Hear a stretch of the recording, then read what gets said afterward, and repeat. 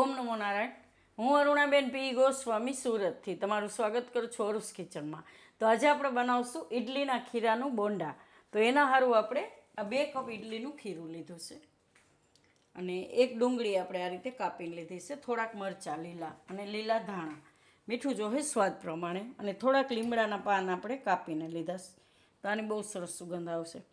અને થોડાક આપણે ચીલી ફ્લેક્સ કે લાલ મરચાં વાટેલા એ લીધા છે. અને તેલ જોહે આપણે. તો તેલ આપણે ગરમ મૂકી દીધું ને ગેસ ધીમો કરી દીધું. તો આપણે ખીરું તૈયાર કરી લેવું.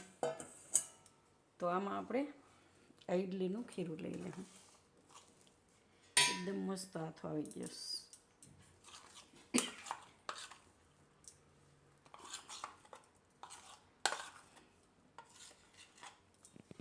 તો આમાં આપણે હવે બધા મસાલા નાખીશું. તો ડુંગળી નાખી દઉં અને લીલા મરચાં. તો આ મરચાં બહુ તીખા નથી, મોરા મરચાં છે. તો આપણે આ લાલ મરચાં થોડાક નાખીશું અને લીમડો નાખીશું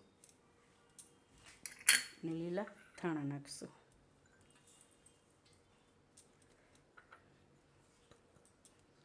અને મીઠું નાખીશું સ્વાદ પ્રમાણે. આ બધું આપણે મિક્સ કરી લેવું આ રીતે.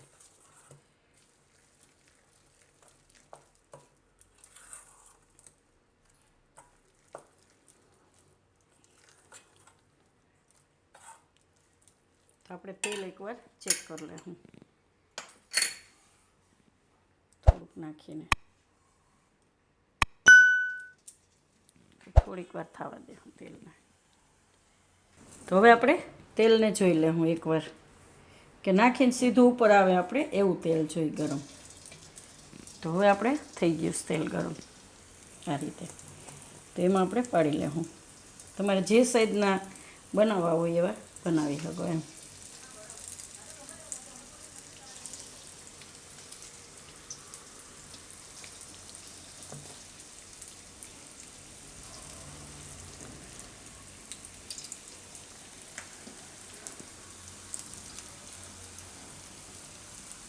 તો આમાં જેટલા આવે એટલા આપણે પાડી લેવું. તો આને આપણે આ રીતના તળાવવા દેવાના. તો આને આપણે કાઢી લેવું.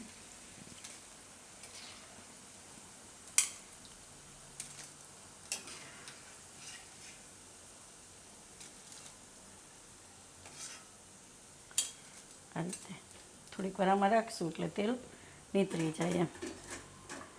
તો બીજો ઘાણું આપણે પાડી લેવું.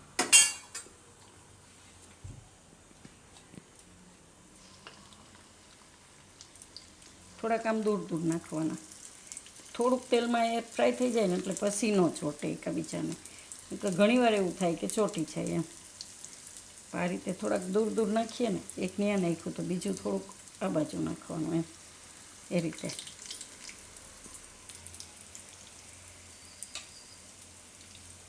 તો બધાય આપણે આ રીતે બનાવી લેવું.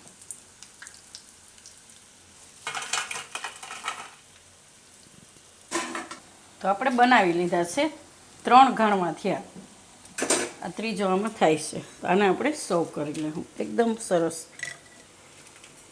ટેસ્ટી એમ.